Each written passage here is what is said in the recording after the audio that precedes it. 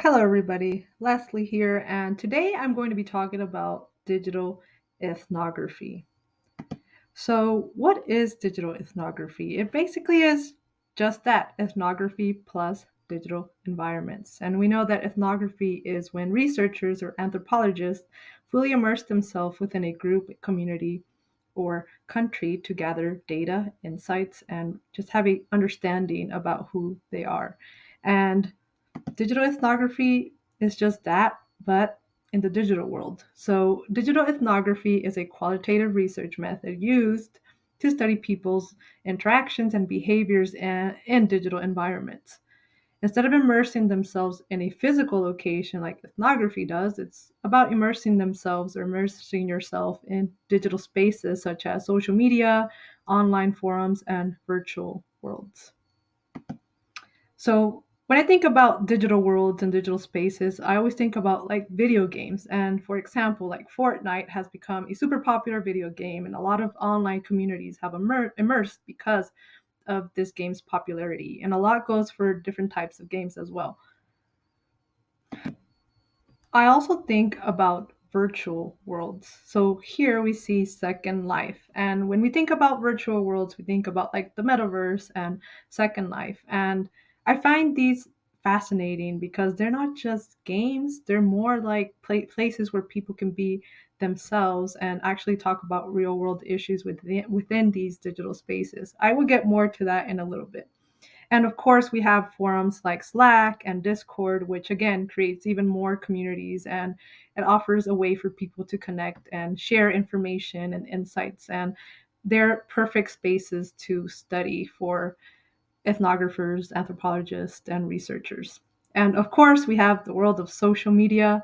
We have apps like Instagram and Twitter, TikTok, Facebook, which are perfect for studying human behavior. So, as these apps get more popular and the world becomes more digital, it's very crucial to be studying these spaces. And what better way than with digital ethnography? All right, so some methods and techniques. So, researchers, anthropologists use when they're conducting a digital ethnography, they use participant observation. And it's really when researchers actively interact with online communities while observing their interactions and gathering as much data based on that. There's content analysis, and that basically is understanding trends, themes, and user behaviors by looking at social media posts, blogs, and forums.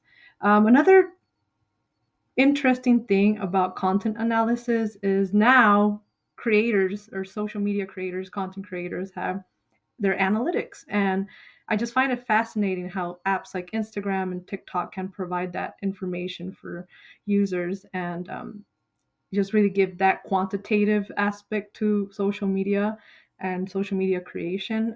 So, yeah, that's an interesting way to gather insights for researchers as well.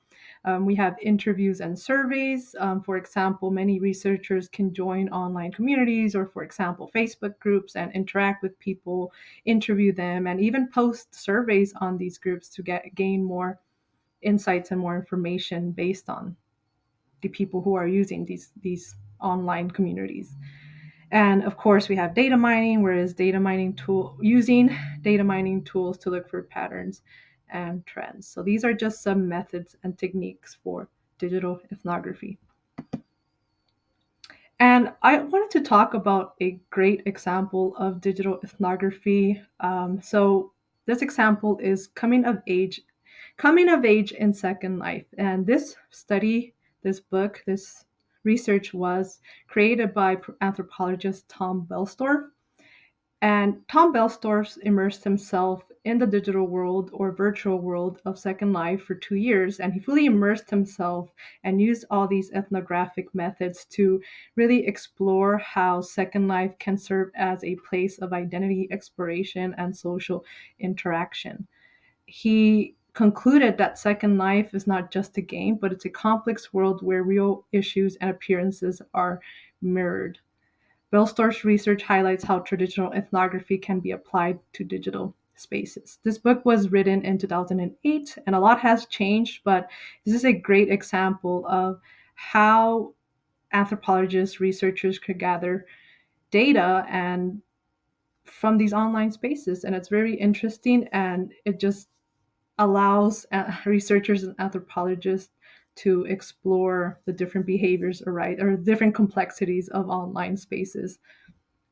So if you have the time, I highly recommend you read this book to really understand what a digital ethnography is.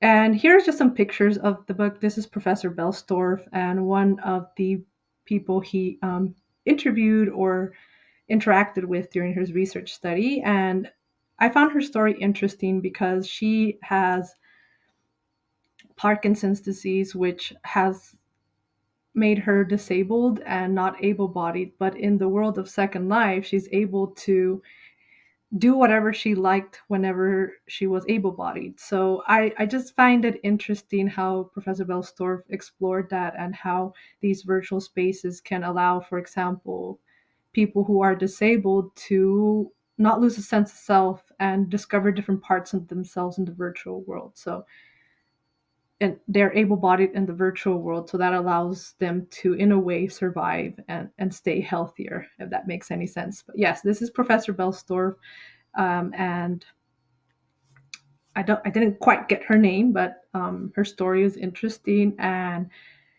here we have him in the real world and in the virtual world. So yeah, I just thought this is a good example of digital ethnography.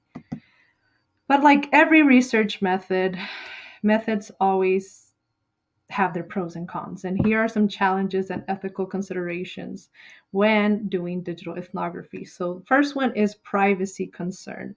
So, there is a fine line between public and private information. So, as researchers, anthropologists, we need to make sure not to invade personal space and violate consent. And number two, representation. Sometimes when you are immersed in a certain group, one group will not be enough for you to say they represent a bigger group, right, or a whole entire group.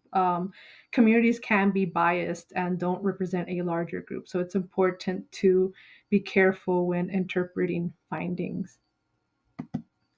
Another consideration is an ethical dilemma. So the dilemma is that researchers are put in a place where they have to decide whether or not to share their status as a researcher, as an anthropologist, or just go in there as as one of them, right? In anthropology, there's this saying that you have to make the familiar unfamiliar and the unfamiliar familiar. So there's this really dilemma where you have to decide whether to enter the communities as a researcher, as an anthropologist, as the person that you are, or come in as one of them and become part of that community or um, group of people. So those are just some concerns to take into account. All right, applications and impacts of digital ethnography. So, digital ethnography is very helpful for marketing and businesses, especially with user design and UX research. It really allows companies or researchers to understand user behavior, such as their needs, their wants, their goals, and all of this data can help companies make better products and market their products better.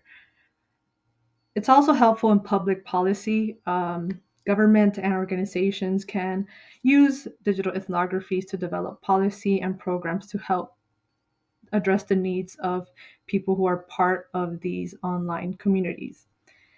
And of course, another helpful thing that digital ethnography can do is social research. So, exploring social phenomena, activism, spread of misinformation, and it helps provide insights on contemporary issues. So, yes, to conclude, digital ethnography is a powerful tool for understanding the complexities of online interactions and communities. I really believe that as technology advances and the constant changes and the complexities of the online world, they're only going to get more complex, and digital ethnography is always going to be a crucial tool to sort of understand that human aspect of technology and human computer interaction, if that makes any sense. So I hope you guys like this presentation and you got something out of it. Please provide your feedback. I would really, really appreciate it. And these are the citations. All right. Thank you, everybody.